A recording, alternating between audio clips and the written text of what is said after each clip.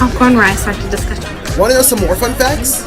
Isn't it awesome to see some of your favorite content creators and favorite people, honestly, that you follow here on this app, be a part of this amazing community called the Nerd Initiative? Welcome to Fandoms, a show from every fan's point of view, brought to you by the Nerd Initiative Network. Here's your hosts, Tony and Michael. Welcome, everybody. It has been a while. It's been a minute. It's been about almost 2 months. Well, for us, it's been 2 months because the last episode was recorded. But yeah, we're back. Hello, Michael. How's it going? It's going pretty good, and we are going to be joined by a guest shortly. We've invited Nelly the Genie, or also known as Arkham Knight on TikTok, a fantastic Transformer cosplayer, to join us in a little bit. I believe he's getting ready, so we're going to go ahead and give him some time to do that. But we figure we have a lot to kind of catch up on. Yeah. Like it, we did the nerd news right before Jade came on last episode, and then of course we had the hiatus because I was somewhere not available for an episode last time, and I guess we could definitely talk about that. And let's get into it. Yeah, so let's get into it. Yeah, I mean, because it's not like I wasn't anywhere special. No, but it was the second part of Good Morning America inviting us in to Los Angeles to do the red carpet, and man, what so awesome. I still to this moment still can't believe it happened. Give us your one paragraph, 30-second synopsis of the experience of going to the premiere of Guardians of the Galaxy Volume 3. You're on. Go. It was nothing that I thought it was going to be like, in a good way. Every person has this idea, especially content creators, of what it's like to get to a red carpet. It wasn't like that. I mean, it's definitely, all I can say is this. It was a celebration for the cast and crew, for an accomplishment, a job well done. And it was electric, just absolutely electric. You have those long lines for press and everything and the photos and whatnot. But when you get down to just when you're in the theater and you're with all these people in the industry that worked on this film and are proud of this film, and immediately they're cheering for seeing like all of the names appear on the screen. Like, that's you cool. Realize like this is one of those things where it's just like the satisfaction, and it made for an amazing, this you've seen videos where you like people cheering during Endgame.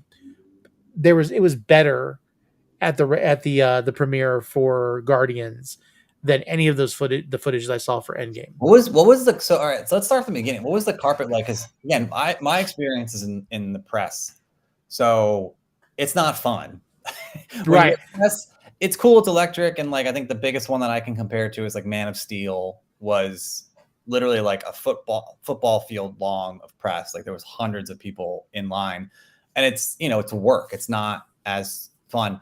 But I saw your photos, and oh yeah, I've got them here. Like you said, like I mean, it looks like a party, like almost like an intense Marvel amazing party where your son is dressed up as Rocket and Fancy Rocket. Sorry, I want to get it correctly. Yes, Fancy Rocket. You look amazing, but it also just like, oh man, it looks like Wonderland. Like it's literally like being a kid in a candy store. Like this looks like the best night of anyone's life. So here, okay, so breaking down perceptions, the first thing that you think of like with the red carpet is you get out of your car and like immediately that's where it starts. That wasn't the case. Like we were a little bit confused. We made our driver like drive around the Dolby Theater because you couldn't tell there was a premiere going on from where you were coming in from the floor. The only thing you could see was like some barriers. So once we called the producer that was there for GMA, they get you in and it's because the Dolby Theater is like in a mall, and so you got to kind of go down to the bottom, and it's a little weird. Like right between the escalators is where they had the will call, and we had to wait until like 3. It was like 5 something for them to let us in. And of course, you get people like Straw Hat was there with Koi Jandro and a bunch of people, Tropical Joe and stuff. And they had, Paul, their PR guy, and they're in the midst of where we can't get to because we're behind the rope. And then once they opened it up, like, it was amazing because they treated us really nicely. Like, all of our tickets were together. So Jade and her partner, which I'm glad we coordinated to meet up at the same time for this red carpet, because they wouldn't let us get our badges until they were there. And so if we would, it would have been weird because they were all together. And so we get our badges. They give you the spiel. Don't show your badge on any photo, like, for this evening, because I guess people try to, make fake badges and get in real quick. Yeah. So they gave us a spiel of what we could and couldn't do. They gave us wristbands. They got us into the after party, and then we went up the escalators to like the top area where the Dolby Ballroom is, and that's where this is all going on. So this space that they had, where when you first walk in, this image at the top left-hand corner is what you first see when you walk through the doors. And then right behind it is the platform where Marvel was doing their TikTok live and the interviews and stuff like that, if you watched the streaming. And then behind it was like this U shape where on both sides were all the cosplayers and the fans that I guess that they let in, kind of like where Donovan was before. Yeah. So they had that on both sides. People were all dressed up. It was all awesome. We're walking up, and I can't imagine having to stand there that whole time. It was kind of like a holding pin. And then you walk around it, and then you go over to the side, and then where John is standing right here. This is that we've finally gotten past all of that. And then what happens is we're kind of waiting, and if you look like right behind over like right on the left of the picture with John, where he's standing in front of the Guardian sign, that's where the press were. So that's where you see everybody kind of walking down the carpet. And so we asked this guy, he was really nice. He escorted us around and got us all past it, because of course nobody wanted to take a picture of us. And they got us to the ABC, the GMA like spot, portion of the walk. Yeah. Okay. And that's where we kind of stopped, and that's where you're gonna see like she's there posing with him. They got some pictures. In fact, I think that makes a lot of sense. Okay, because I was gonna ask you, yes, like you got like an amazing all right. So now you and Donovan have both experienced this in amazing fashion, right? So you have Nathan Fillion there, you have Seth Green. Why is he always around? You have like, come on. Everyone else, Dominique, is it Dominique Thorne? Dominique Thorne, yes. When we saw her, I was super excited. There were a couple people that were there talking to us, Phi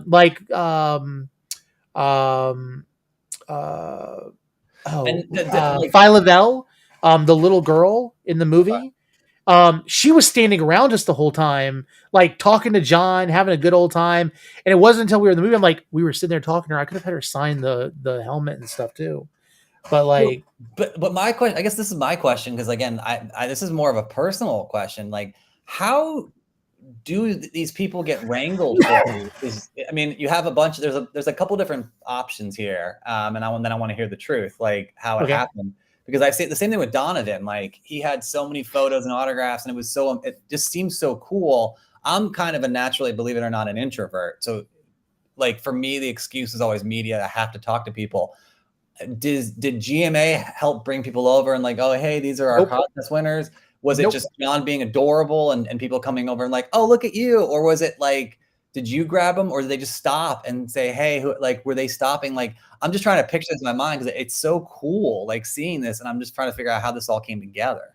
Okay, so let me be very honest with you. It was absolutely like we were kind of left to the wolves after we kind of talked to GMA. Okay. We kind of walked on the way. Now there's if you see the one bottom, like in the middle where it's got Rocket and Groot's posters, like we were off. So I kind of stuck with Straw Hat for a little bit and Koi. And then of course that's when I got to, kind of like run into different people, and I'm forgetting his name. I'm forgetting his name for right now. I don't know why. I think it's stage fright. What's his name? Deadpool creator. Oh, Rob Liefeld. Yeah, Rob Liefeld was just like, Rob Liefeld. Yeah, because they're all they've got people in common. And so they were just talking. I walked up and I'm like, Stry was just like, hey, let's get a picture together. And I'm like, oh, cool. So we did this. And then I talked to him for a few minutes. And then there, once you get past the line of where there's like photography and stuff and all these posters, there's the hall of the costumes. And that's where kind of people would just kind of like hung out and milled around and did stuff. And so we literally just stood there, and I had to muster up the intestinal fortitude to walk up to these people and be like, "Hey, Seth Green, I love your work," you know. Good for you. And so we did that, and of course, Jonathan was fantastic because he was the kind of the catalyst, because people were looking at him and like, oh, he's so cute. I mean, like you can see, let me get here. This you see on the bottom right hand corner, like James Gunn loved him. So did Michael Rooker. John was more excited about Michael Rooker than James Gunn, because he's obsessed with Yondu, and so like he looked at me, he goes, "Dad, is that Yondu?" And I'm like, "Yeah." And so he walked up, he was like, "I loved you as Yondu." The only problem we kind of ran into, and this is when I kind of decided I just want to enjoy the evening and just stop, was after the movie was over, they had, you know, the food and everything at the after party, and there was the table that were obviously for the cast and crew. And so I walked up to Karen Gillan and was super nervous because people were like walking up and talking to her. We got a picture with her, and she signed the Star-Lord helmet. And then somebody that was, I guess somebody with Disney, walked up to me and said, "Don't ask for any more signatures." And I was like, "Oh, okay. No problem. Thanks." And bye. Just like, we kind of went out, got the souvenir cups, and then John cut the dance floor.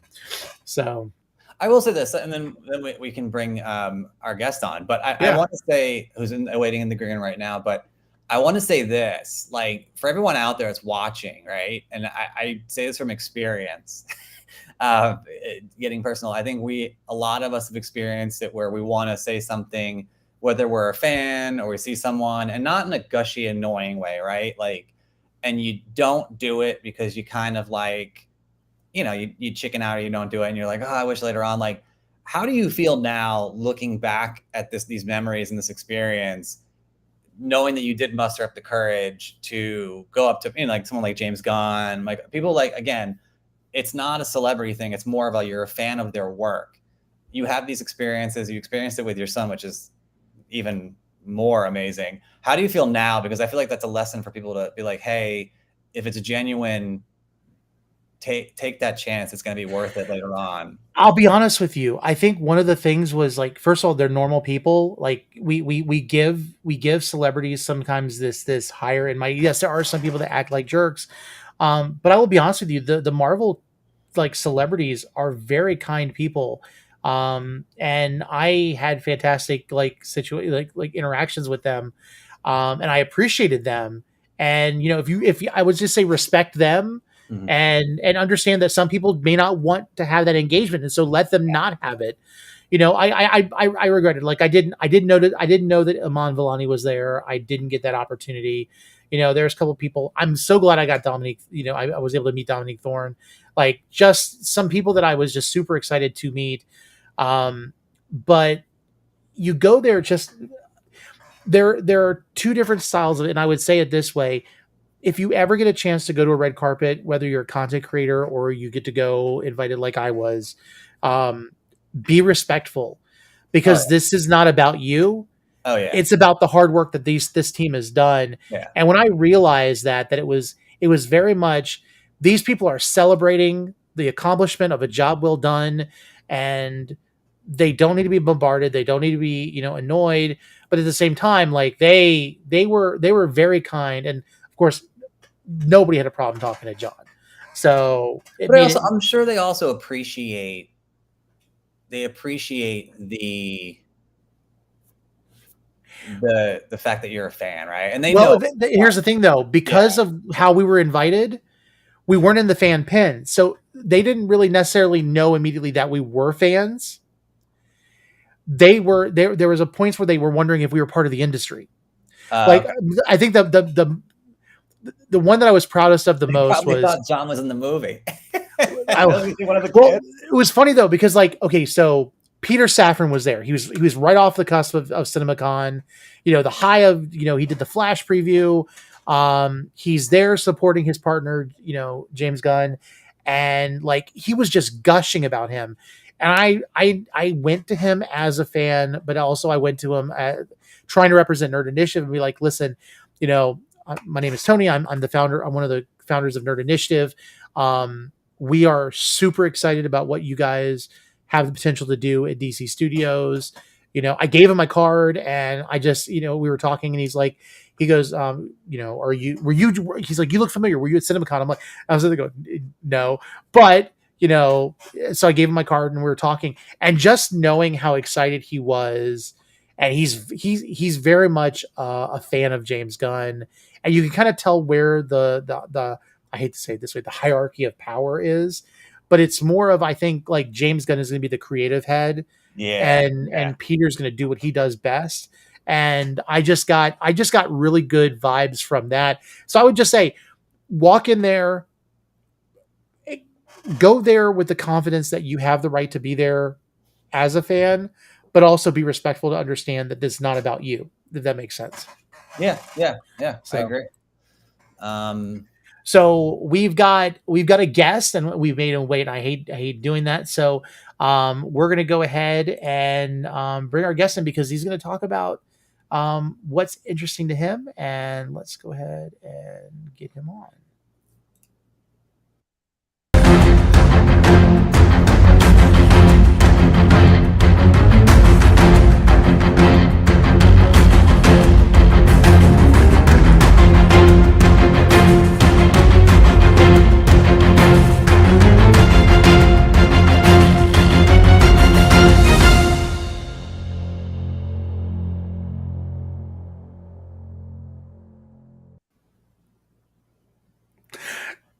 And now he's cosplaying as Drax or John Cena.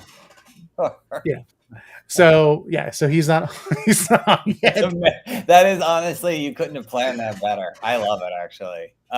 First of all, I love that teaser you did. So we have to do that every single time we have people on because I think that is. He didn't get to see it. I feel like we need to do it again now that he can see it. Hey, you missed the teaser of you missed your teaser. It's your own scissor reel. I missed my teaser. Oh no. Yeah. I'll have to pull it back up later.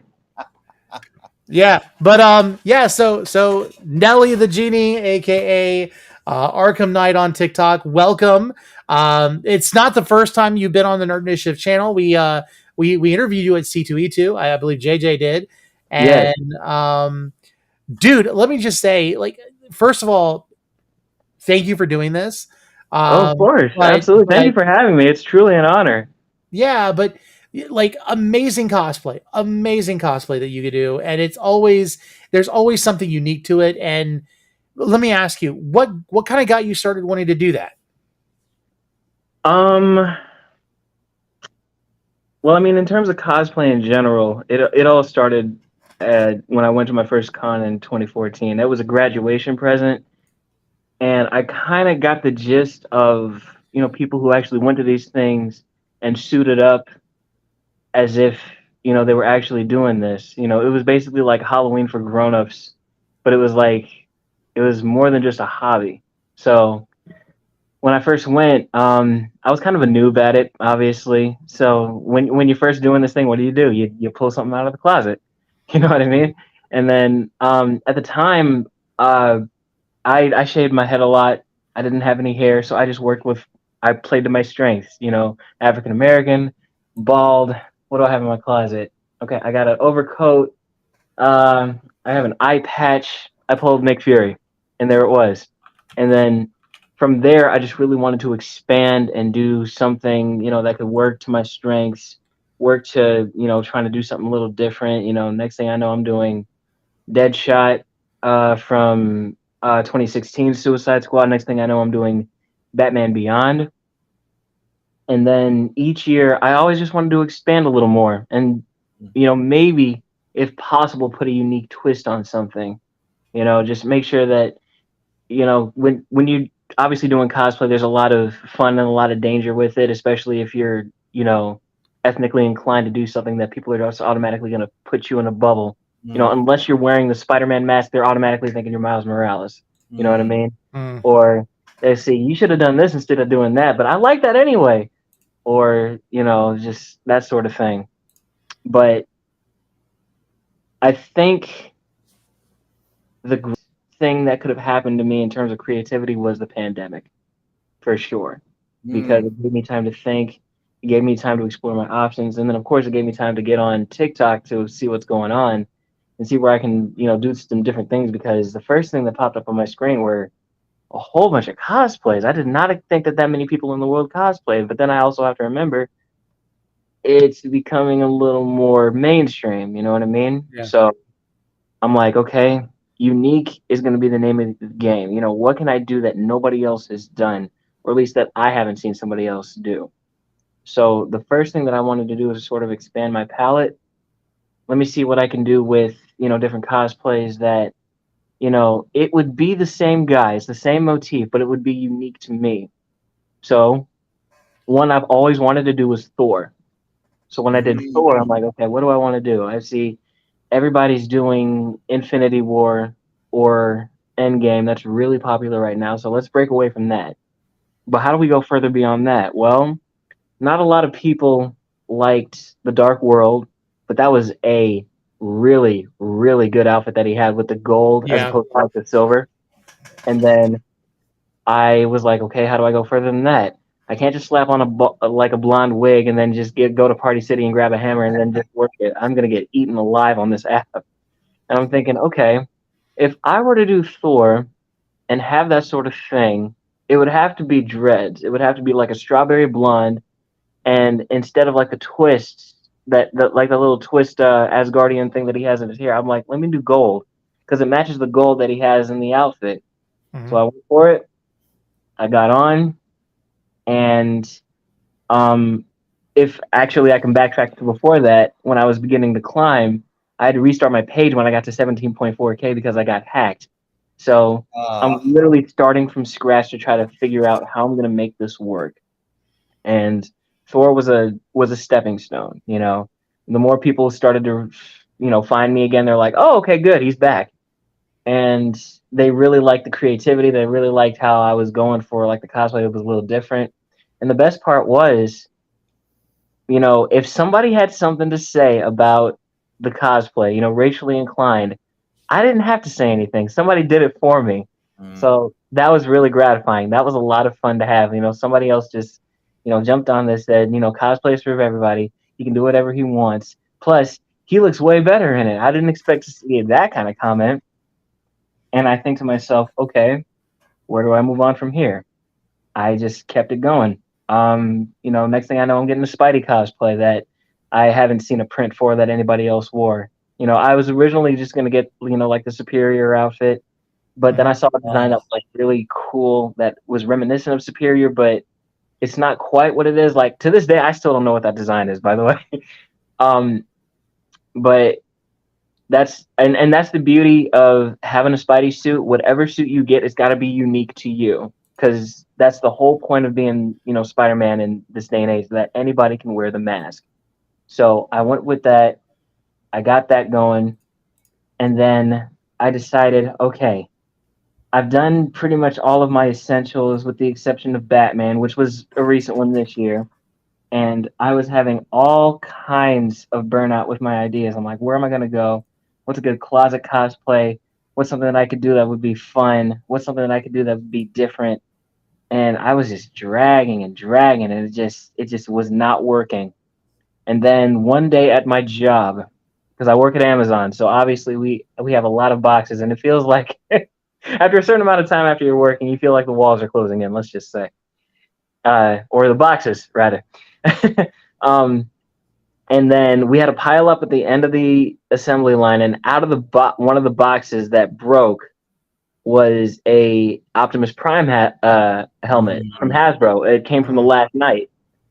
And I thought to myself, wait a minute, why didn't I think of that before? Optimus is my favorite character. I have a serious love for Transformers that I have not expanded upon in terms of making an outfit. But then I also had to remember, after I had my little, light shine down, oh my God, this is it moment. Most people who do that cosplay usually do like big builds, like they do like stilts, they do like some sort of giant cardboard setup. They use EVA foam. This was way out of my depth. So I think to myself, I'm going to do the next best thing. Most times in the Transformers lore, most people decide to either do fan art of them as humans, or they work with some of the canon stuff, which is they have holoforms, where basically they take human forms in their vehicle mode to sort of blend more into disguise. And I'm like, okay, well, why don't we push that boundary further? What happens if the Autobots and Decepticons actually took on human forms, not just holograms, just living, breathing bodies, that could bleed? It would still be Energon that they bleed, but this is flesh and blood that they're looking at. And we've seen that in some cartoons, but never like hands on. And mind you, let me just go on record for saying, just so people know for the record, there have been plenty, and I mean plenty of people on TikTok who have done this long before I have, in terms of, what we call human formers, who have, basically taken these characters and made them like flesh and blood as opposed to making them robots. But all the same, like I said, I just wanted to work with unique. I wanted to work with different. And I decided, okay, what elements can I implement into someone like Optimus Prime? Just that sort of, elderly resistance leader type. He's like the underdog. He would have a sort of cool sense about him, but there would be a sort of, integrity and gravitas to him that made him feel like, okay, he's like the really cool uncle you have, telling you a story, or like the elderly type is just like, okay, he's old-ish, but he's still young enough to pretty much whip somebody if he really needed to. And that was Optimus's whole thing. So I decided, okay, let me look online at looking some fan art, and then let me look at just like the color scheme, the motifs that he has, and then of course, how does he sound if he was, to be looking at like if he was human? So I'm like, okay, well, obviously he'd be rocking like a red leather jacket as a resistance leader, and of course it would have the Autobot patches, and then of course, being that it's not an official resistance, the only thing official on the jacket would be the patches. But if he was painting like an Autobot logo on the back and then painting the flames just to give homage to like the films and then everything else in between, because the whole point of this cosplay was to give an homage to like each Optimus as there's been over the years. Lord help me, I can't believe it. Next year will be 40 years, by the way. 40 years of Transformers. That's crazy to think. But yeah, seeing that movie over and over again when I was like really young. Yeah, I still have that VHS, courtesy of my mother. Such a good movie. It is a good movie. Makes me all the more excited for this new one coming up. Which, oh God, Mr. Marvelette, I hope Hasbro reaches out to me and gives me the treatment that they gave you, man. Either Hasbro or Paramount or one of the two. I just want to get out there so bad to see this thing. Like I'll be honest with you. Like there are some cosplayers that I think of that. Okay, like Hellspawn got to do the DC Shazam because of course Hawkman was in there. He dressed up like Hawkman. He was there in New York. When I think of Transformers, I think of you. Oh, that means everything, dude. And it's like, see, I wasn't as diehard of a Transformers fan as a kid, but it was always when I heard people talking about it, it got me excited. And like I loved how you like even like the lip syncing when you do like the videos where you're really like kind of like acting it out. Like that's always so much fun to watch. Is it really? I that means everything, dude. Because obviously, when it comes to the app, I saw you probably way before you saw me. So that really means everything. Between you, Straw Hat, Jay Stubes, and a couple others, I'm like, okay, this is gonna be my feed now. This is what I'm gonna be looking at when I'm gonna be on the app. Okay, like this is what I got. Got everything I need for movies, cosplay, and everything just nerd fandom for me. I'm like, okay, I am in a happy place on this app. I don't have to worry about the other side of the app where somehow younger, less inclined to get views somehow get all the views. You know what I mean? So, but yeah, I've always been a big fan of the page. So to hear that I'm the first person that you think of for that means everything, especially in hindsight, because when I first put Optimus out, I I went in with the George Lucas effect. I didn't have the intention of making a really big hit cosplay. I just really wanted it to work. I really want it to be something that looks good. And worst comes to worst, at the end of it all, if it gets no views, I'll at least have a cool cosplay that I had in the back of my mind that I brought into fruition, and a really badass jacket that I could just put in the closet. You know what I mean? Next thing I know, I put it out there. My phones blew up with messages. Just how many people thought it was great, how much they love the character, how much it brought fans to a place where they're just like, oh my god, this is how he would look if he was human. I never thought that they would say that. I never thought that they would take me in and call me a canon version of what Optimus would look like as a human. I've gotten messages, I've gotten fan art, I've gotten people that were brought to tears. I couldn't even tell you how many times people actually were at conventions, specifically TFCon or BotCon, where after the momentum built on TikTok, they got to meet me in person, and they were nervous, as if I was like, Straw Hat. You know what I mean? And I think to myself, oh my god, I must have really done something. And it would have been on one of two we went days. to New York Comic Con, and it was like I saw you, Dimitri, and Straw Hat together, and I'm thinking like this is like the peak of like 3 different fandoms, and I'm sitting there like not even thinking that you were following me. I was just super excited to meet you because I watched your videos and I was fanning out. The feeling was absolutely mutual. I'm like, wait a minute, that's not okay. Because I mean, when it came down to it, it was just by whims of chance and partying. When it came down to just meeting those two, I was the Charlie Bucket of the group. I'm just happy to be there. They got way more followers than me, and I'm just happy to just be chilling with them as if we're like cousins from, different parts of the world or something. I mean, meeting Straw Hat, I got lucky there with just the idea of meeting him the year prior after seeing him on TikTok, applauding him, singing his praises, and, having to, get up off my knees and having with the whole genuflect thing. And then, told him stage just like, you should look for me next day. I'm gonna be in T'Challa Star-Lord. And he's just like, that quick? The show literally just came out. I'm like, bro, I've been planning this as soon as they announced it. And he's just like, I gotta see this to believe it. So the next day I get on and I shout him out in the crowd. I'm like, Straw Hat, check it. He's just like, oh my god, he did it. And then we just run up to each other. We just get like the biggest bro. And we chilled that night with a couple of other, crazy high up mark influencers, partiers, and then, we've just been talking ever since. Now, mind you, as I'm sure you know more than anybody, he doesn't like to pick up his phone, so it's not like I'm texting him on the regular.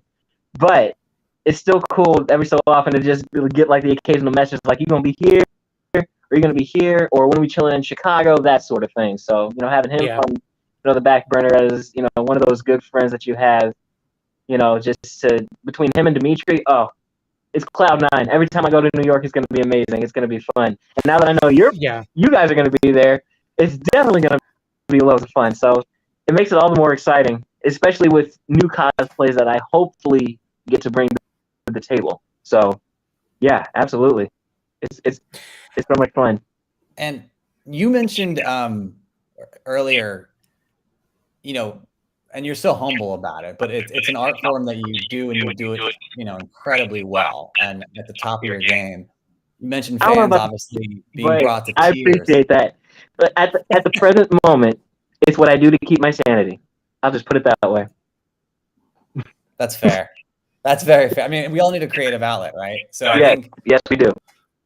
But having fans come up to you and one, being a little starstruck, but two, also what it means to them, the tears and the emotion and what they, whatever what they love, whether it's Transformers or Spider-Man or Thor. I mean, the list goes on because you have so many amazing art forms that you have in different cosplays. What does that mean to you, the impact you're making on people, right? Like, I think I love hearing that, because it means like someone's putting a positive influence out there with their creativity and their art. That's got to be incredibly rewarding. It's very rewarding. In fact. I never set out to be that kind of impactful figure. I still don't consider myself that. I am glad that Optimus and Megatron got the response that they did, and I'm forever grateful for having that on my platform. No matter how much TikTok kind of wants to funnel me with that algorithm where only those get the views. But I mean, it's what I akin to what we wanted as kids but could never get. Actually, flesh and blood meeting these characters when we bring them to life. That in my opinion, that's like the peak payoff, reason, and true joy of bringing the cosplays. Like we never outgrow that sort of childlike feeling of, okay, Lord knows, I wish I could meet Mickey Mouse, or I really want to meet Bugs Bunny, or those characters that we would see on TV, characters we would read about. Like, wouldn't it be great if we could actually meet them in person? Because the closest we can get to get them in flesh and blood is seeing them in movies, and half the time there's a lot of cheating done with it. Movie magic, CGI, everything, things like that. So to be able to crouch down in a Spidey pose and bring that sort of character to life to a kid, to see them suspend their disbelief, it's something we never really had as kids. Something like that. That's great for any cosplayer. Just to see that joy brought in the kid's face when they see their character in front of them for the first time.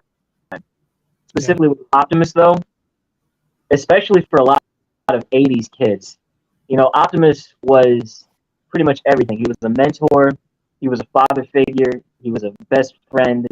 He was pretty much everything you could ask for in a character that's lasted as long as he's lasted. And actually in the Transformers fandom, comfort character. Have a comfort character actually come be something flesh and blood, because as much as you love seeing the robot, you could never imagine him as a human that could just hug you, tell you everything is going to be great, that you're doing great with life, that it's going to be okay, that pick an answer.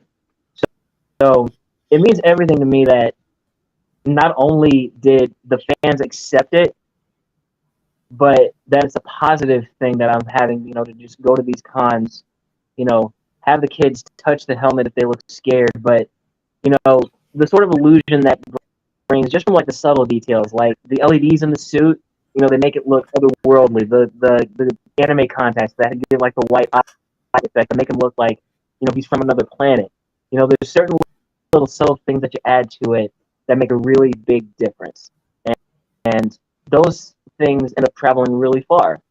I'm thoroughly surprised that, like, I've gotten kids who love Spider-Man, but when they meet him in person, they start crying because they don't really know how to act. Mostly because there's no face there. But the one nobody's gotten scared of yet is Megatron. Nobody has, and between the prosthetic teeth, the beaming eyes, and just the scary warlord motif that he has. Yeah. Nobody's gotten scared of him. They have questions. They ask plenty of times, how I brought it together. What were my influences? How did you ever think to do Megatron this way? But not once has anybody cried out of fear. They've always cried out of joy. It's gratifying to see that they really like the character, interpretation, because you bring different elements to it that nobody can really argue with. They're just like, oh, okay, that works. Like, I naturally, the most gratifying moments for me with these particular characters is when I got the seal of approval from Peter Cullen, the voice of Optimus Prime, to Megatron. I met them both twice in the same year, separately and then together, and they both loved the cosplays. They had questions. They asked, how did I come up with the idea for like certain pieces? What elements were brought in from like movies, games, things like that. There's actually a funny story about Frank Welker, as a matter of fact, where basically I was at BotCon in Nashville, and Frank Welker was the guest of honor. So I go and then I bust out. I started off with what I was going to recognize with for the most because that was the BotCon was the first time I brought out Megatron, but I'd done Optimus at the cons before, so by then I suppose word gotten out, and it's a singular fandom. That's I guess that's like the saving grace of that. It's like one fandom into one, so everybody or most people should recognize you. I'm like, okay, well, let's see how this goes. So I'm in line with some fans turned comrades that were asking questions, and we're going back and forth. I'm like, okay, so what do you think about this series, or which Starscreamers do you think is the best, or do you think that the next con they're going to bring this person, and this person, things like that. So I'm just with them chilling, killing time, and waiting for them to get their autograph from Frank Welker. So we're just sitting, and ironically enough, there was literally a bathroom in the line. And I'm like, okay, I'm just going to step in here and then step out, and I'm going to be right back where I was in the first place. So nothing's changed. So I go in, I use the bathroom, I come out, and here comes Frank and his handler with my blinding lights flashing him in the face. And he's just like, wow, interesting. Are you going to be here the whole week? I'm like, yeah, absolutely. He's just like, you're going to have to come back around. I got to see this. I'm like, oh, thank you. The other one you're going to like the most. He's like, oh, really? I'm like, I'll leave that for a surprise. It's like, well, okay. I'm looking forward to seeing it. So the next day, Megatron is making his debut because it's on a Saturday, and no matter what con you go to, big, small, or indifferent, Saturday's the debut day. So you bring your best wallop. I consider Megatron not only a debut, but like a really decent-sized wallop. So I wanted to do that. So I go to that same bathroom because there's a lot that's implied, between the hair, the makeup, the teeth, and, you got to fix a lot of stuff because Megatron requires just a tad bit more than Optimus. So here I'm looking in the mirror trying to fix everything, make sure that the contacts are adjusted, because it's going to be a long day with these contacts in. And then I look at the corner of the mirror, and then here comes Frank and his handler again. The very next day, I'm like, no way. This is hi. And he says, hello. So this is the second one you were talking about, right? And I'm like, yep, this is Megatron. And he loved it. And he says, you know what? Just give me a second. I'm going to handle my business. You're good to stay for a second. Are you? I'm like, absolutely. I'm good to stay. And his handler looks at me and he says, you're like a really proficient stalker, or you're the luckiest fan I've ever met on the planet. Like, I'm inclined to pick the second one. I hope.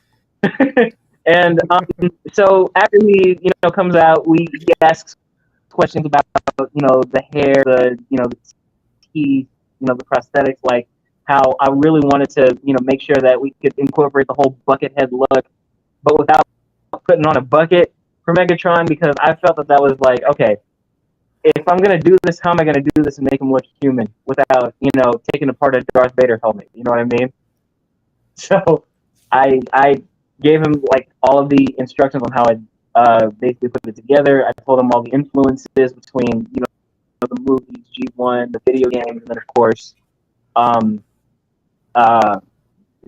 the Transformers Prime cartoon, because that was my favorite version of Megatron up until the films or the original G1 cartoon.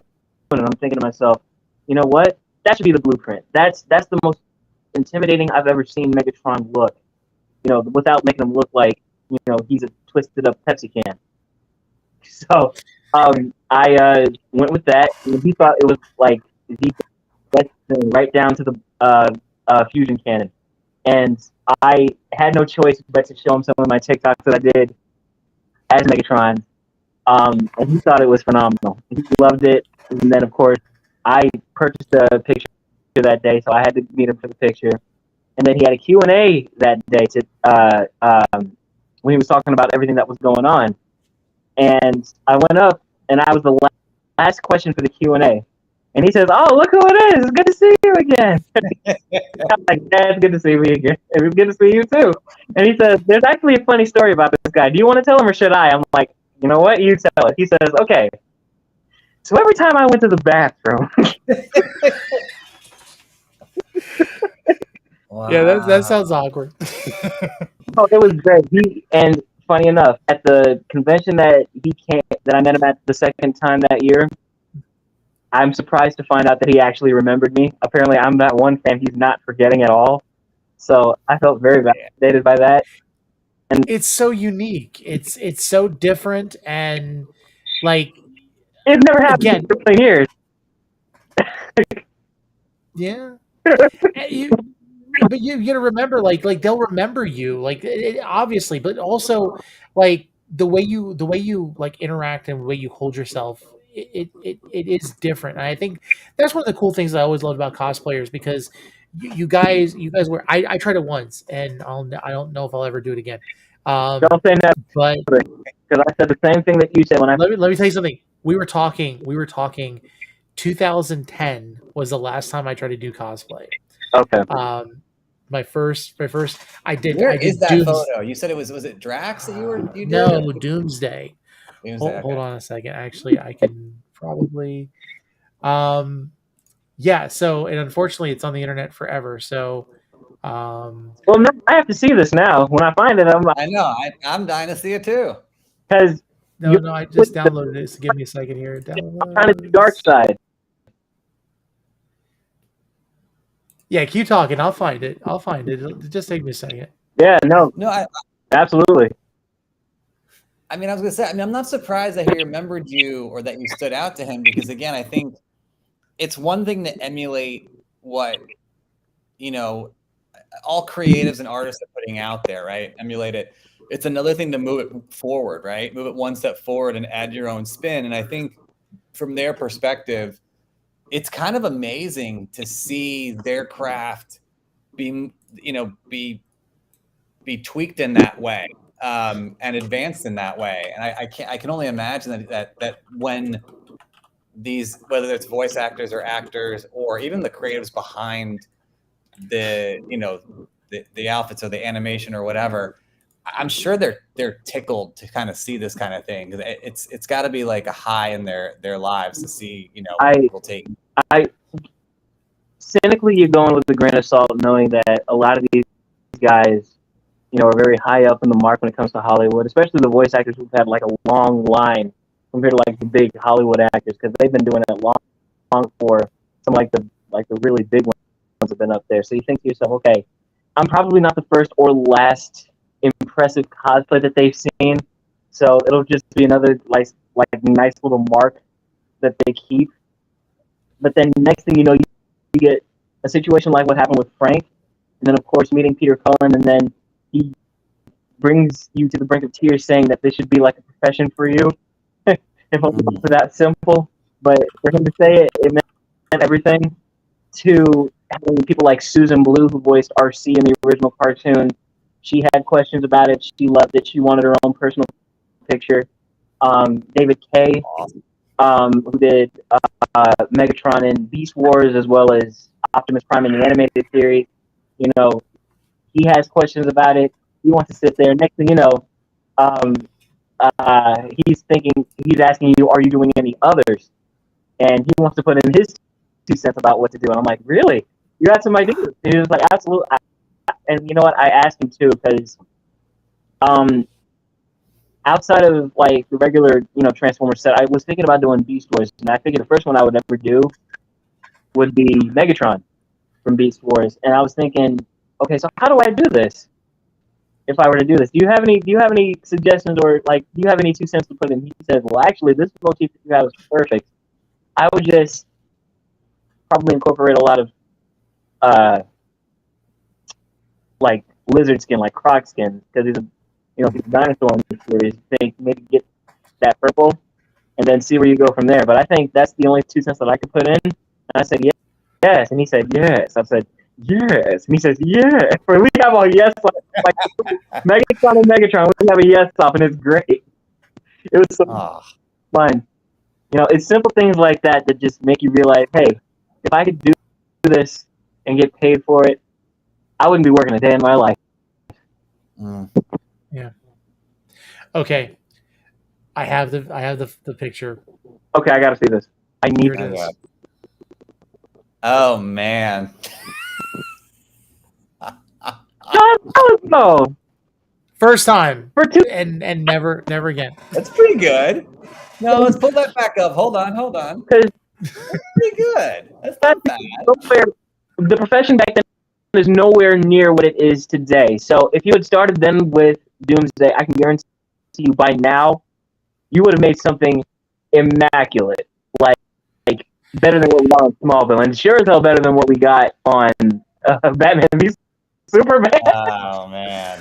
Well, it was funny though because like I'm sitting there, my mom had just been going through hip replacement, and so I was not working, taking care of her. And so when I wasn't taking care of her, I was like thinking things out. I was trying to do prosthetics on the eyes, and then I finally gave up and made my own mask. It's hilarious, like, and the way I did it, I bought latex I bought like liquid latex, and I had a CSI crime scene, like how like they do where they take a skull and they make it into a face. Right. Like I used that and did the base of it, and then I covered it in latex. That's how I made my mask. And just oh my goodness, like it was so weird. Stuff like that I would love to incorporate because like there are certain things I'm just now breaking out of in terms of trying to make a proper setup for like these characters. Like had I known how to do prosthetics like 2 years ago, there's characters that I would have loved to do, but I've just now started breaking into it. Like I think like the furthest I've gone in terms of something like that was Hades from Hercules.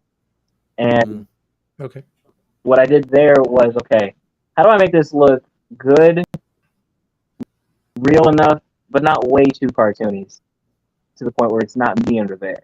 So all I did was get it almost like we should have like a guy like John Caglione talk. I to was him. just thinking that. you know John Caglione, right? I do. Yeah. We so have a follow-up conversation because we're friends with him. We ended up having a follow-up conversation. Really? With him. Yeah. So he is currently doing. Well, I think he's on a movie set now, but he's also currently, and this will be a good plug for him. He's doing a master class where he's really going over all the things that he's learned in his career, 20, 30 years and iconic work he's done. And so we've done a lot of stuff with him.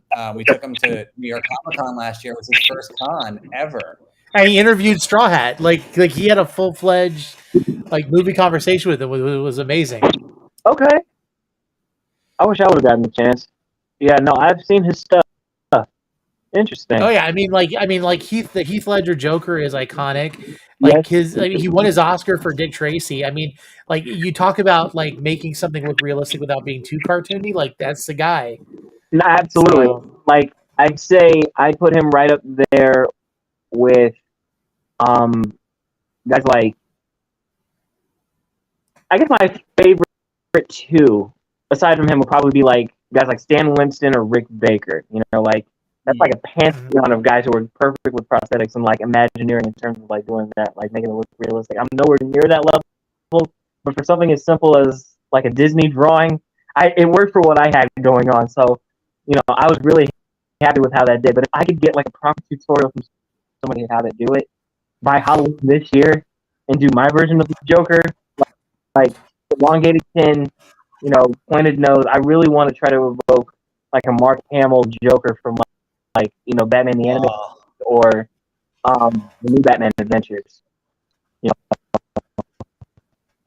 I feel like just to break the mold and scare some people, I want to sort of do that, Animaniac Joker that we got from the new Batman Adventures. The redesign where there's like no red lips. It's just beady black eyes with like the white people. I want to try to pull off that look. That's a collaboration we can make happen, and mark my words, we're going to make that happen. I think a great thing to do, the time to do it would be this year for New York Comic-Con, to kind of have him consult, help out, and because again, I think it would be an amazing collab, and I think he'd be happy to do it. And I also think, we got to make that happen. I'm so excited. Make that happen. Oh yeah, I would be so grateful because that'd be so cool. Oh yeah! Oh my god, that'd be so amazing. But yeah, see, and that on its own feeds right back into what I wanted to, was talking about earlier. Just something unique has to make, just has to fit me. So basically, these things are just like, okay, I know who did that. That was Arkham Knight. So, you put forward with that. Like, even with new Transformers that I'm making now, like, this I'm trying to make now. Like, my next big projects that I'm trying to do is, if you guys saw Dark of the Moon, I'm trying to do Sentinel Prime, the one that Leonard plays. And it's meant to have, like, the same motif as Optimus, just a little older. Instead of, like, a short leather jacket, it's going to be, like, a long coat leather jacket. And the plan is to use Thanos' long sword from Infinity War. So it's pretty much the same sword. So it incorporates that. Things like that. Like I was saying, little subtle pieces here and there make a big difference and sort of bring that character out. So yeah, if I could expand that palette with facial prosthetics with a big hitter, that would be so cool. You gotta go. I mean, I think you were talking about it, and I have a page from the original, from Batman 1. So hold on, time for 1 second. Oh, go ahead and grab it. You were talking about the Joker with the prosthetics. You should go original Joker, because that really is almost like the Animaniacs as well. The original Joker is like, this is Batman 1, and there's the original Joker right there. That would be epic with pointy nose and yes. This is from Batman 1. So this is literally Joker's first appearance. Yeah. And I think this is so ahead of its time for 1940 or whatever it came out. Honestly, it was. It was definitely a twist that we would never see coming in that time, especially with, only certain things. Like, I took the time to actually watch, much to my, informative experience, chagrin, and slight regret. I took the time to actually watch The Man Who Laughs, who the Joker was based off of, and how it actually fits into that motif, and then of course that really big grin that he had, and I'm like, okay, that's really interesting. If I were to actually do like a Joker like that, I would have to probably do that. So I'm probably gonna have to do like the Jim Carrey method and just get like some really big teeth, But yeah, I've always loved the late 30s, early 40s version of the Joker from when I think that was the one that Jerry Robinson was drawing. Am I right? Yeah, I think it was Jerry Robinson and Bob Kane, and obviously Bill Finger didn't get the recognition, right? Yeah, the credit. Years I was giving Bob Kane praise, and then I found out that Bill's setup was really what really happened behind it, and it really makes me think about just how much we really don't know about the comic industry. How much we think we know, but we just really don't know, especially because we weren't born in that time period. But so true. Yeah. In fact, it's funny enough, I was actually revisiting a documentary the other day that reminded me of that. So let me. Batman and Bill? No, a little That's further. A great one too.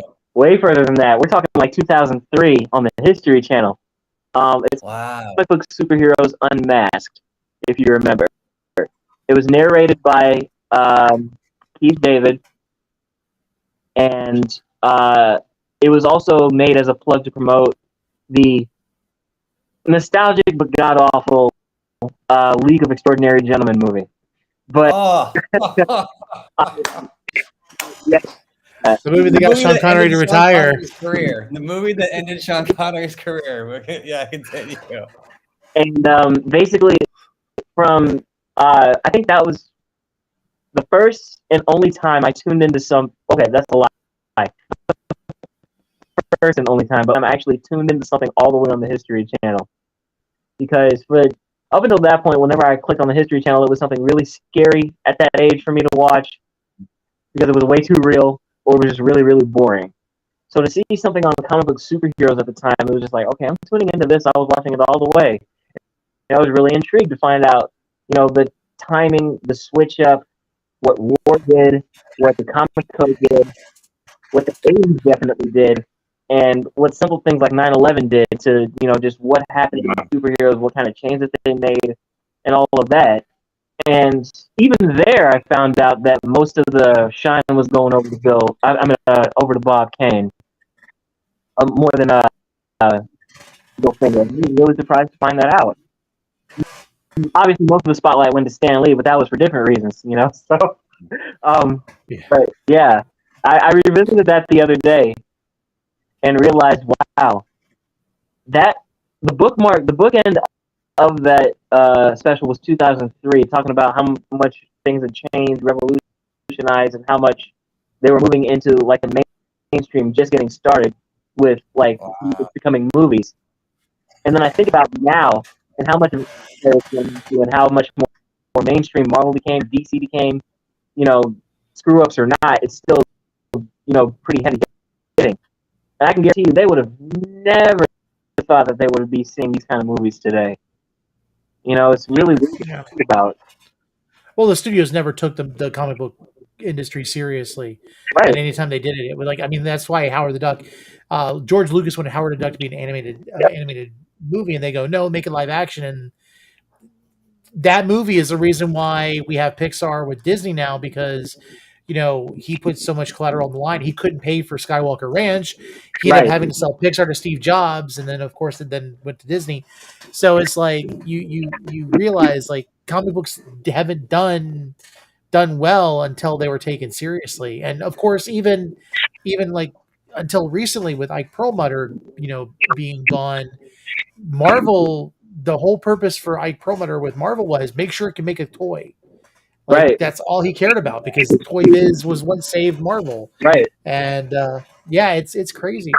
But we're getting to an. I bought all the toys, so to look at it now and be like, is that really what this was all about, just making toys? But I mean, if it had Kenner, Toy Biz, or Hasbro, I was buying it. I had plenty of Batmobiles. I had plenty of Transformers in my closet. So that was the irony. But I was always the weird kid when it came to like renting DVDs and watching movies. I would always want to watch special features on how they made the movie, and it wasn't until I realized how ridiculous it was until I rented Batman and Robin and realized they weren't even trying to make excuses. It was really them just apologizing for everything. Heard them talk about the studio wanting to push forward the project that they thought was rushed too quick, and Joel Schumacher said that he, for the first time, had heard from, I think it was from Warner Brothers, saying that it had to be toyetic. It had to be something you could make a toy out of. And I'm like, wow, that's really how it happened.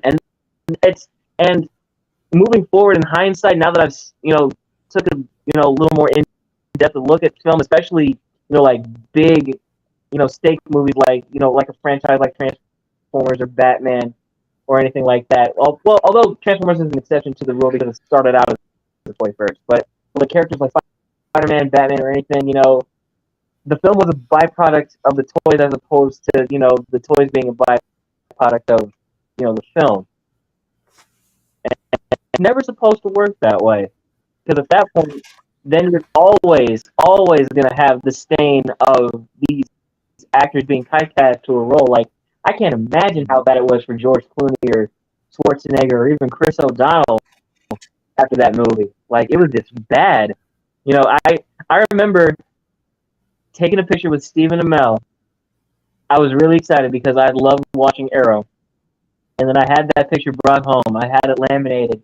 And a friend of mine, I looked at it and was just like, you ever notice how Stephen Amell looks like what Chris O'Donnell wish he would have stayed as? And I'm like, what the heck? I look at 90s Chris O'Donnell and I'm like, damn, that's true. They do look alike. Oh, jeez. I'll bet you if Batman and Robin hadn't flopped, this is how Chris would have stayed. Yeah.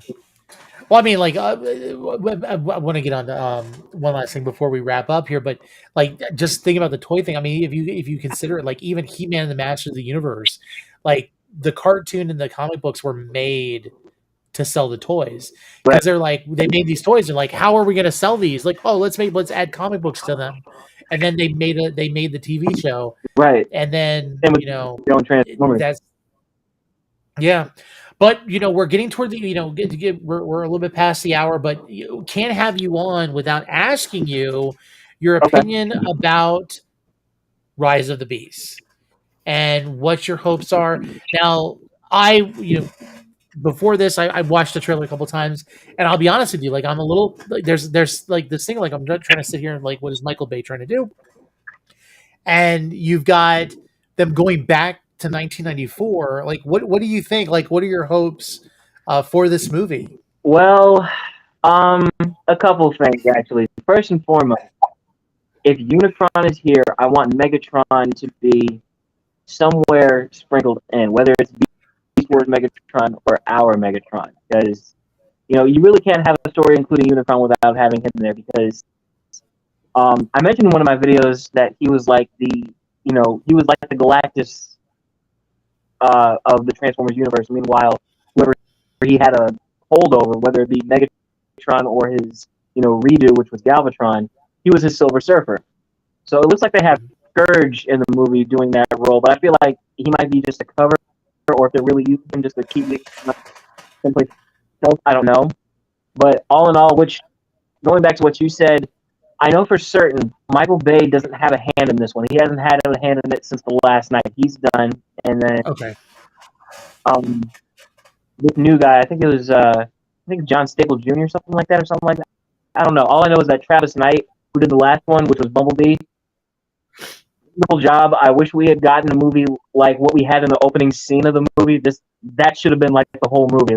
Just the war on Cybertron, because that was my favorite part. The rest of the film itself, like the Iron Giant, I loved it. It was a great movie. It made me excited to watch the next story. But with this one, first and foremost, it's a cash grab for sure for us '90s kids. They know they will pull it in by incorporating like Beast Wars and all that. But more than anything else, it's meant to be a soft reboot. So basically, it's gonna contradict a lot of things that we saw in the 2007 film, more than likely, because now we got all of a sudden the Maximals and the Terracons showing up. I don't know if they're going to show the Predacons, but we definitely have Terracons showing up, and obviously they'll have been here for some time. And Optimus looks a little reluctant to have humans joining the fight, or just joining the fight in general. So obviously there's going to be a lot of character development that we're going to see. Obviously there's going to be a lot of stuff that they're going to contradict and redo, because from what I've noticed, two specific characters that I was really surprised to see that they redid, which was Wheeljack and Rush. Characters in the Michael Bay movies, kind of bad, but they still did them. Mirage and who was Dino in the Dark of the Moon movie, and then Q, who was meant to be more like the Albert Einstein type. And Yes. Obviously, with this one, I'm still not keen on Wheeljack just yet, but I like what they did with Mirage. Pete Davidson has my envy and my questioning for multiple reasons. I'm not going to dish him too much. I was going to ask about that when you were saying that. I mean, I like Pete Davidson. He's funny.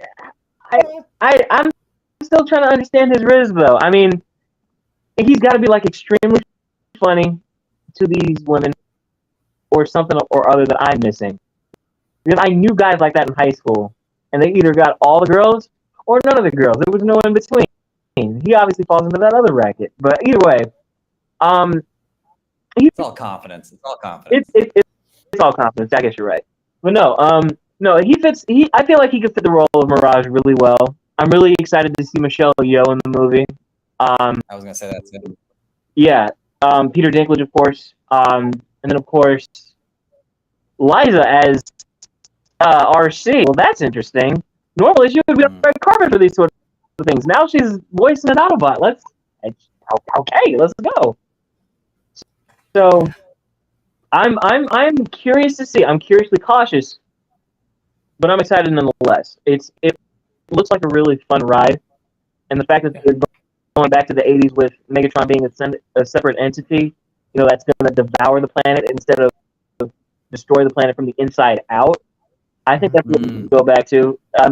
It has the potential to bring a lot of people back into the fandom who have sort of fallen off. Because the Michael Bay movies, you either love them or hate them. You know, a lot of people fell off as a result of them, especially towards like the last two movies. So here's hoping for that. If we don't get it, as long as we don't get another Witwicky reference, I think I'd be good. Honestly, I mean, maybe. I mean, personally, I liked Sam. You know, there were certain quirks about him that, you know. I think when you got to the Witwickians, like the whole like line of them, and like last night, I was like, oh, this is too much. Let's not do that. Although I will say this, I get that they weren't mechanics. I get that there were a lot of things that we couldn't touch in the 80s that they could with other stuff. But I will say, he could have at least had the nickname Spike. You know, that could have been something. He didn't have to have his dad name Sparkplug, but it was quite obvious they were basing his character off of Spike with Wiki in the cartoon. I'm like, he doesn't at least have a nickname. It's just like, nobody calls that except my mom. Please don't call me that. I would love to see that with the show. I do hate that I get that there were creative differences with Michael Bay. I get that there were things that they had to switch up with the characters, especially with Shia LaBeouf, but I really don't like that we got no resolution with what happened with Sam. All we have is a theory, which it could be wrong. I think it's probably what happened, but still, I mean, come on, really? Yeah. What happened? And then just so many contradicting story plots. Just like, okay, they've been here for a while, but then they weren't here for a while, and then all of a sudden now, okay, Mike, what are you doing, bud? Just stick to Bad Boys. He didn't even come back with he didn't even last Bad Boys movie. I will say though, on the Wheeljack front, is gonna be voiced by Christopher Hernandez, who, for those that do know, Ted Lasso, yes. Football is Life. I think he's quickly becoming, in my opinion, a rising star. So I'm excited to see what he can do. I mean, the more he does, Tony, you know this. He was the bartender at the end of Venom in. Was that No Way Home? Or was that? That was No Way Home. Yeah, I mean, I like him as an actor. He's coming up, and so that's an interesting one too, behind the scenes. Yeah. No, go ahead. Yeah, honestly, I feel, which is awesome, because that's usually how it goes with like really big budget movies, you know, that end up pulling you in, and the next thing you know, you're getting more roles, like what happened with Jonathan Majors. And I hope he stays. For God's sakes, I hope he stays. That man is a force of nature. So I hope this does something for him with this movie, and I hope that the fans don't grill him or any of them too hard, because, you know, well, I mean, let's be real. 80s kids, 90s kids, we're never satisfied, especially when it comes to, you know, Hollywood changing certain things. And the stars are usually the ones to pay for it first. So I hope that nothing too bad happens as a result of this film. It does look like a fun ride. You know, all the things, you know, the effects got better with each trailer that they released. You know, it looks like the stakes are going to be ridiculously high. There's not too much shaky cam. You can see what's going on in the fight scenes. I'm excited. I'm thoroughly excited. Now, for those of you watching who maybe don't have a basis of Transformers or Beast Wars and why like people are even excited, Cell Phone Keys has actually started something new today that we're going to show just now. So we're going to give us a quick break while it plays. But we're going to talk about Beast Wars with Fandoms University. Guys, I want to welcome you to the first episode of Fandoms University. And our topic today will be Transformers. So if you could take your seat, class can begin. Transformers Beast Wars is a computer animated television show that ran from 1996 to 1999. Believe it or not, for its time, the animation was pretty revolutionary, but the writing, the story arcs, and the voice acting captured the hearts of new fans and satisfied fans of the original series. Beast Wars takes place 300 years after the Great War between the Autobots and the Decepticons. After signing the peace accords known as the Pax Cybertronia, the Great Upgrade Program is introduced. Cybertron had been depleted of almost all energon sources, and their old bodies just weren't efficient any longer. What this really meant was a reduction in size. Some kept their old forms to help guide the new races, the Maximals and the Predacons, and some even went as far as to erase their memories, completely reset themselves to forget everything about the Great War. The new Maximal elders decided to keep knowledge of the Great War to a minimum, and even decided to hide away the location of Earth in fear that it could start another war. But history does have a way of repeating itself. The Predacons, formerly known as Decepticons, were treated very poorly, just like second-class citizens. And a new Megatron, named in honor of the original, became frustrated with Maximal rule. This Megatron plans to steal the Golden Disc. Yes, that Golden Disc, which gives tons of information on Earth, including its location, and he hopes to get there to collect enough Energon to build a great Predacon army to come back and reclaim Cybertron. As Megatron's renegade Predacons leave for Earth, they are pursued by a group of Maximals. In the ensuing battle between the two factions in transwarp space, the two ships are spit out back in time to a primitive Earth. But after the Ark of the Autobots and the Nemesis of the Decepticons have already crash landed there. And so begins the Beast Wars. It has begun! With both of their ships out of commission and no way to get home, they are stuck in a battle of survival on this new planet. Energon is so abundant here that it is poisonous to them, and they have to take on new organic forms or shells to protect themselves. Most of the show revolves around the two factions trying to grow their numbers by chasing down crashed stasis pods with protoforms in them that can be programmed to Maximals or Predacons. Not to mention the Maximals trying to stop Megatron and the Predacons from wiping out the earliest ancestors of humans. But eventually, they both stumble upon the Autobots' Ark and the Decepticons' Nemesis, both containing all of the original G1 Transformers in stasis. This Beast Wars version of Megatron believes that if he destroys Optimus Prime now, he can secure a victory for the Decepticons in the Great War. Realizing this, Optimus Primal takes Prime's spark and protects it as his own.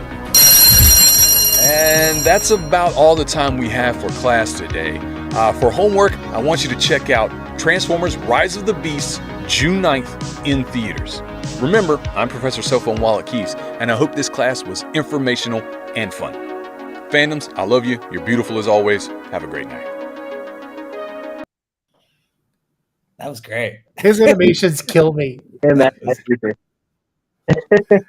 I was taking it right back to Toonami, just like that. That was, oh man, that there's so much lore. There's so much lore to like. We're gonna do one movie, and it's gonna touch on all this, and people don't realize like the lore that's behind it. So. Yes, and frankly, a lot of people don't really give it the credit that it needs, but there are certain pieces in the Beast Wars lore that, you know, are incorporated that we wouldn't have in like particular Transformers lore today. Like the idea of protoforms, a spark, or, you know, particular like pieces of Energon being on Earth, like the blue setup that they have. All of that started from Beast Wars, and they put it in particular things like, you know, Transformers Animated, the films, and particularly my personal favorite, Transformers Prime, which Transformers Prime is what Beast Wars was for the 90s, you know, in terms of cutting edge animation, lore building, storytelling, and all of that. It's pretty much, when you have the time to iron out your characters, build them up, and not have to squeeze them into a 2-hour movie window and not splash them with Michael Bay nonsense, you get Transformers Prime. So, yeah, I would honestly, if nobody else has actually gotten the chance to watch it, take the time to watch it, and then if you definitely have the time, go back and watch Beast Wars. Honestly, if you look at the early 90s animation, it's a really good story. You find yourself entertained, you find yourself enthralled, you're going to find yourself sometimes even rooting for Beast Wars Megatron to a certain degree. And more importantly, you're going to find yourself thinking to yourself, okay, now I've seen them reissue these toys at Walmart. Should I invest in going to get them, or should I just enjoy the series for what it is? Because quite frankly, I can't tell you how many times going for just, you know, just like a carton of milk, or, you know, just grabbing some like cleaning supplies, I find the urge to just walk past the toy aisle and I look and I see, like, fresh out of the box like it was back in the 90s, they've reissued not only G1 toys, but Beast Wars toys. So I think to myself, just walk away, Just walk away. You don't need it. You don't need it. And literally, Optimus Primal and Megatron are literally sitting back to back, right next to each other, and you're thinking, "They're right there. How can I not take them?" Oh no, it's like I get it. Like I was a huge Master of the Universe fan, and when they just did like Revelations, not only did they do like more modern versions of the toys, but they also did like the retro, but were nicer than the ones I had. And I just sat there and I watched. But honestly, like if you're struggling to make the decision whether or not, I would just suggest you check out our merch store because that's probably the most important.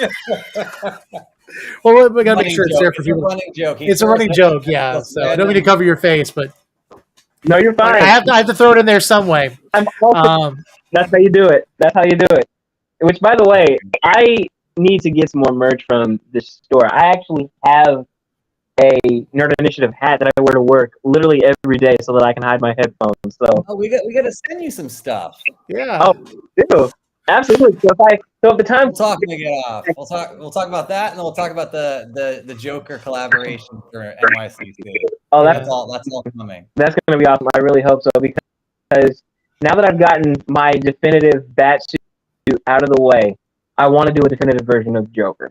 That'll cater to me. So that'll be really cool. And I really appreciate you guys putting me on like that. If he's available for it, let's go. I'm happy. I'll go for that. Yeah. See, magic happens. Magic happens on this show. That's all that matters.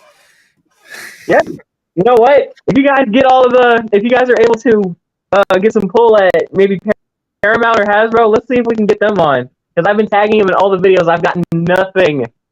So. Wow. So listen, if you're watching this episode and you want to know what you can do, you need to tag this guy with Hasbro and with Paramount. Make sure that the Transformers franchise knows that they need to have him represent. It's happening more than you realize with a lot of things, and yeah, it's short notice, but it could still happen. So, be sure. We can always make it a campaign to do that.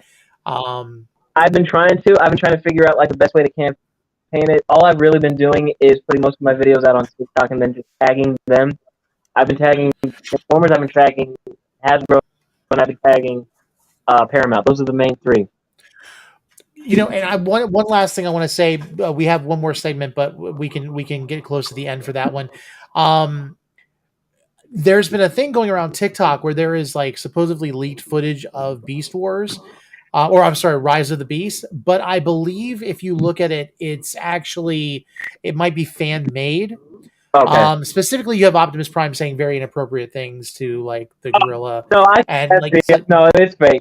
So viewer beware if you're out there and you're watching on TikTok and you see. I believe that a lot of that footage is actually like fan fiction or take that with a grain of salt. It's made up. So just be careful. Take that with a grain of salt. Yeah, and you can usually tell by the design of the characters because it'll look like what Michael Bay did in 2007 versus like the G1 look that he has now. It's like telling, it's like being able to tell Mega Bloks from Legos. Like there's a distinct difference, and you're just like, okay, just you can tell it's fake. So just take it with a grain of salt.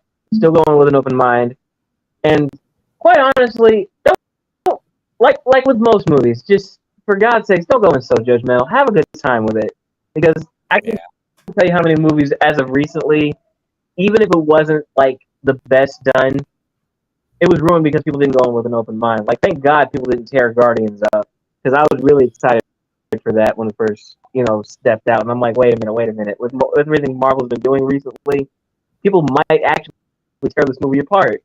So that's not what happened, though. And I'm really happy. Yeah. It happened. Yeah. Well, Nelly, thank you so much for joining us. Stick with us. We're gonna when we close up, we want to talk with you offline. But we're gonna go ahead and we've got one more segment, and then we're gonna get ready to say goodbye. Thanks for having me. I hope I can do this again. Absolutely. Oh yeah.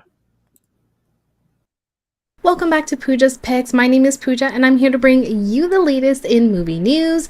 Today we're going to go ahead and cover some movies that you may have missed, movies that are now playing, and movies that are coming soon. So let's get into it.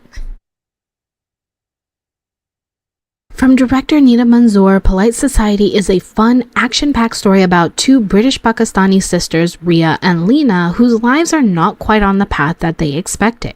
When Lena drops out of art school and chooses to marry a rich socialite as a way to solve her problems, Ria not only wonders what this means for her goals to become a stunt woman, but also suspects that something isn't right with the family that is soon to be her in-laws. This is a must-watch if you're looking for something fresh, and if you're not convinced, our full review is available to check out on the Nerd Initiative site. Guardians of the Galaxy Volume 3 finally hit theaters last weekend, and if you haven't seen it yet, you've got to check it out. The film is expected to be James Gunn's definitive conclusion to the misfit found family we've grown to love since 2014, with Rocket taking the center stage and new characters being introduced like the High Evolutionary and Adam Warlock. And yes, we've got reviews galore only on the Nerd Initiative site, so go check them out now. We are in a time where movies can be about almost anything, and BlackBerry is proof. The film follows the development and creation of the world's first smartphone, the iconic BlackBerry. The film is directed by Matthew Johnson and stars Glenn Howerton and Jay Baruchel in the lead roles. If you love dramatic portrayals of modern technology or are just fascinated by the phenomenon of the BlackBerry, this might just be for you.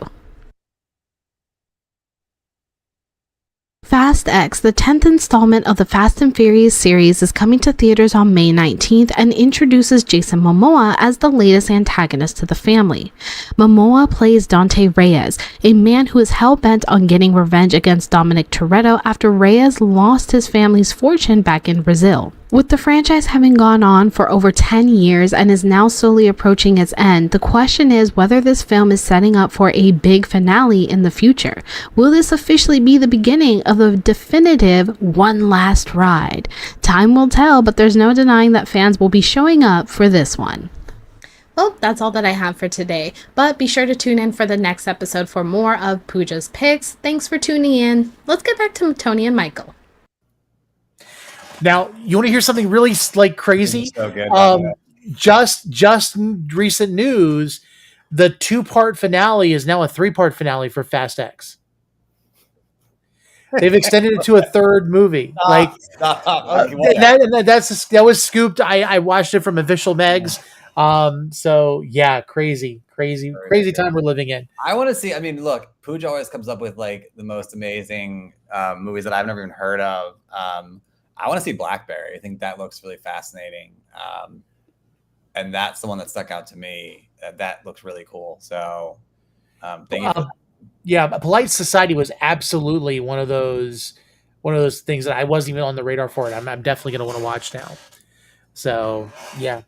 She has a great balance of stuff that like Guardians and Fast X, and then things that you didn't know of. In the past, she's covered Tetris, and I think and there's so many of them that she's really just got such a great eye for these such a good variety of films. Yeah, and just like she said, if you're interested in looking at a review for Guardians of the Galaxy, there are a lot of them on the Nerd Initiative website. And I'll be honest with you, it's something that we've been wanting to do for a long time. We want you guys to have the ability to go on and see multiple opinions for things, because again, fandoms are from everybody's point of view. It's all about being able to see, find somebody from your perspective and be able to enjoy that to make your fandom and your enjoyment more. But with that said, we have gone way past what we were planning on. So we're going to go ahead and wrap this up. And just like we wish they would do for the Fast and Furious franchise. But be sure to check out next week. We've got Comic Press Podcast going on next week. If you haven't had the time to check out the new video game show that's going on. Card. Yes, Memory Card with Cody Collects and with Christian Comic Stash. Yeah. I always forget. But yeah, it's a lot of fun and looking forward to seeing what they do with that. But yeah, it's been a great evening. Thank you guys for joining us. Again, thank you, Nelly, for joining us as well. And we'll bring you more people to express different aspects of their fandoms for you to enjoy. Have a great night.